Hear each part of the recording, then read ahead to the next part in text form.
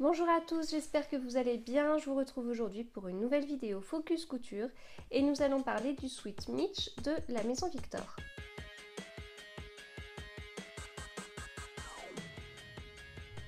Alors, le Sweet Mitch de la Maison Victor, c'est donc dans le magazine de septembre-octobre 2016. Voilà, et voilà à quoi il ressemble. Hop. Avec une petite maison sur 4 pour la difficulté. Donc c'est parfait pour moi. C'est un sweat que j'avais déjà fait pour mon fils. Je l'avais fait peut-être en mois de novembre, en fin d'année 2016.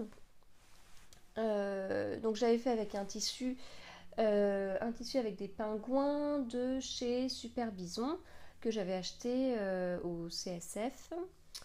Voilà, donc je lui avais fait, c'était un modèle très simple à faire, j'avais eu aucune difficulté, il avait adoré ce modèle. Quand il l'a porté, c'était déjà un petit peu limite au niveau de la taille. Là, on l'a ressorti il n'y a pas longtemps et il était clairement trop court, donc il fallait en refaire un. J'avais assez de tissu, donc j'ai refait exactement le même, mais 2 tailles au-dessus carrément. Alors, en fait, pour la première version, j'avais fait la taille 104. Et en regardant dans les vêtements du commerce, 104 cm, ça correspond à peu près à du 4 ans. Mais honnêtement, je trouve que c'est un modèle qui taille petit. Donc, vu où est-ce qu'il en était par rapport à ses manches et compagnie, j'ai directement été 2 tailles au-dessus et j'ai fait la taille 116 cm, ce qui normalement correspond à du 6 ans. Bon, mon fils n'a pas tout à fait 4 ans, il aura 4 ans dans 2 mois, bon, il est grand, comme dit ma mère, il a de longs bras, mais il ne met quand même pas des t-shirts en taille 6 ans dans le commerce. Hein, il est encore sur du 5 ans, enfin, ce qui est déjà pas mal je trouve, mais il met encore du 5 ans. Voilà. Donc voici le petit sweat. Alors on est sur un sweat t-shirt parce que en fait c'est un jersey qui est très fin. Euh, voilà, je pense que c'est plus à utiliser pour du t-shirt, mais bon c'est pas grave, j'ai fait le sweat avec. Je pense que pour une version t-shirt, à la limite, je peux garder le bord côte en haut, le petit V, mais sur le bas des manches et sur le bas du sweat, je rallonge un peu, puis je peux faire une finition à l'aiguille double. Voilà, donc à réfléchir pour les prochaines versions. En tout cas, c'est un tissu qui vraiment qu'il adore. Euh, et je le comprends parce qu'il est assez sympa et assez original. J'ai un petit peu plus soigné les côtés. Alors, j'ai pas fait en sorte que les pingouins se rejoignent, etc. Mais j'ai fait en sorte que le devant et le dos soient alignés. Alors, je crois qu'il y avait un côté un petit peu mieux réussi que l'autre. Ouais, celui-là, on n'est pas exactement sur la même ligne, mais bon, enfin, on va dire que ça va.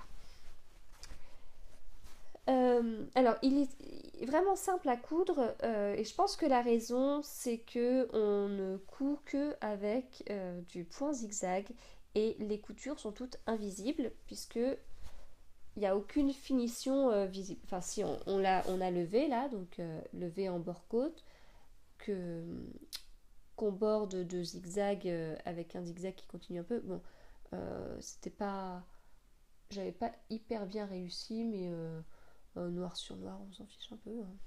Voilà. Donc il y a seulement ça. D'ailleurs, on commence par ça. Et ensuite, c'est que comment dire, des coutures sur l'envers avec le bord côte, ou alors les coutures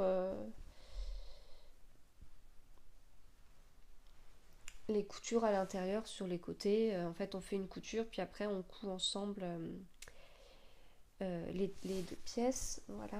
Donc vraiment, c'est vraiment pas compliqué. Au niveau des pièces, on a un devant, un devant, un dos, les deux manches, plus pour le bord côte, on a une partie, une pièce pour le col, on a deux pièces pour les manches, le petit V, et on a deux pièces pour le bas. Parce qu'en fait, c'est deux pièces de bord côte qu'on coud sur les côtés. Voilà. Donc vraiment, comme je vous dis, pas difficile à faire. Le fait que les coutures ne se voient pas, moi, c'est quelque chose qui me rassure sur une matière extensible comme ça. La seule difficulté que j'ai eue, et en fait, ça peut peut-être, je suis peut-être en train de commencer à résoudre des soucis que j'avais avec ma machine. En fait, le souci que j'ai eu, c'est quand j'ai dû changer de fil. En fait, j'utilise maintenant du fil de la marque Gutermann que je trouve vraiment très bien puisque depuis que je l'utilise, je n'ai aucun problème de machine à coudre. Le souci, c'est que là, j'arrivais sur la fin de mon fil noir et puis le point zigzag, ça prend quand même pas mal de fil. Et là, comme toutes les pièces doivent être en plus surfilées et tout, voilà, du coup, je suis arrivée très rapidement à la fin de mon fil.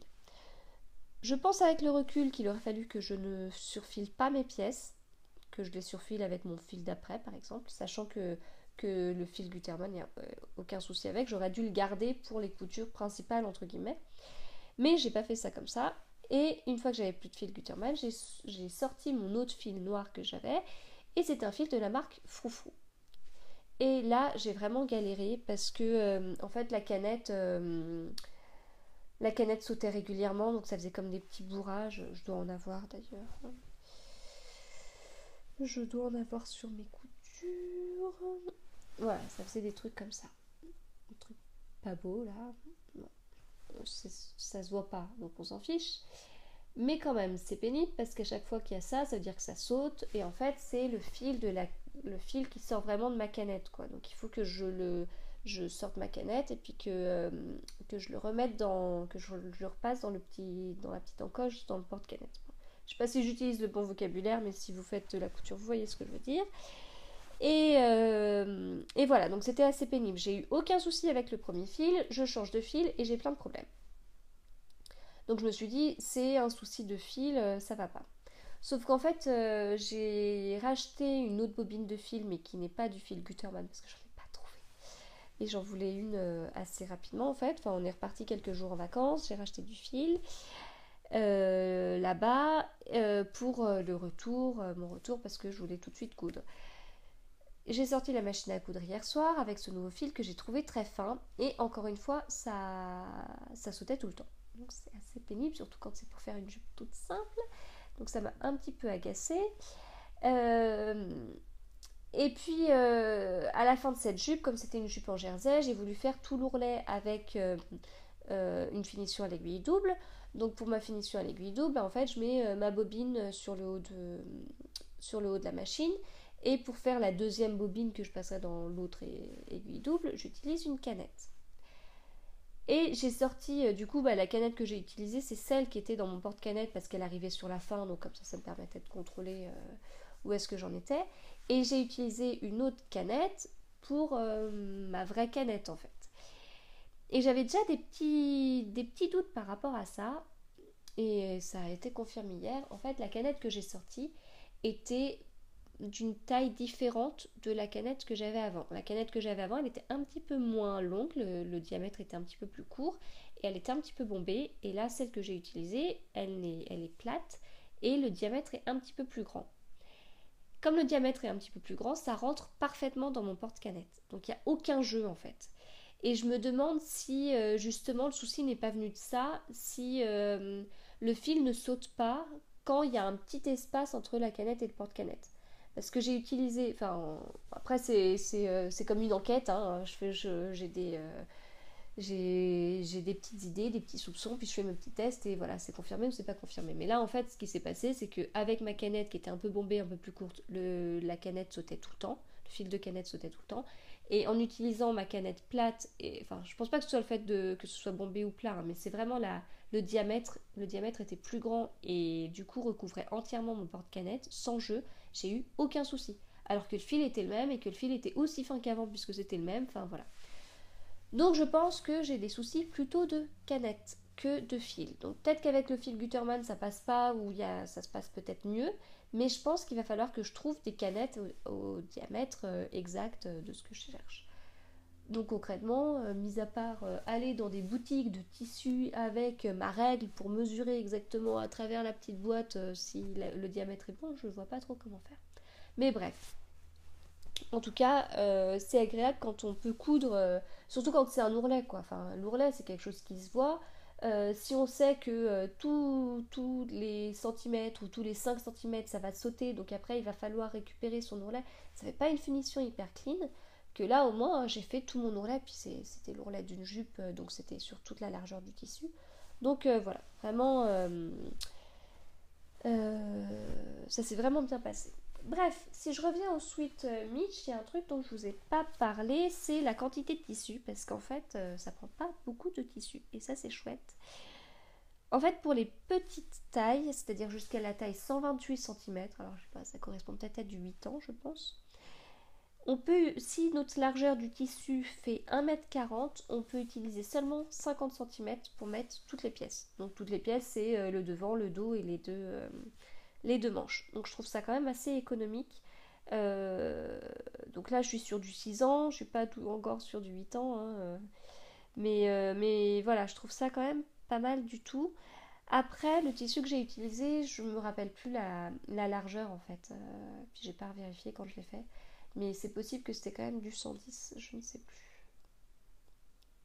Voilà. Et puis après, il faut du bord-côte. Voilà. Donc si vous cherchez un sweat assez simple à faire, que vous n'êtes pas hyper à l'aise avec le jersey, je vous conseille celui-là. Donc je vous redis, c'est dans la Maison Victor, dans le numéro de septembre-octobre 2016, donc un ancien numéro, mais c'est vrai que dans les magasins de tissus, ça arrive qu'ils vendent des magazines La Maison Victor, et du coup on retrouve des anciens numéros. Voilà. Bon, bah je vous remercie d'avoir regardé cette vidéo. N'hésitez pas à commenter, à aimer la vidéo si vous l'avez appréciée, et à vous abonner à ma chaîne pour être tenu au courant de toutes les prochaines vidéos. Voilà, allez, à bientôt.